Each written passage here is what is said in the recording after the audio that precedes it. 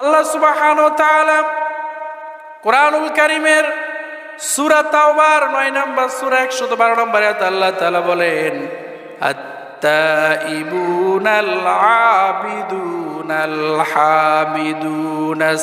সাইহুনার রাকিউনাস সাজিদুনাল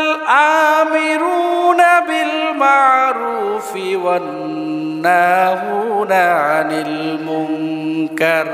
ওয়াল হাফিজুনা লিহুদুদিল্লাহ ওয়া বাশশিরিল মুমিনিন।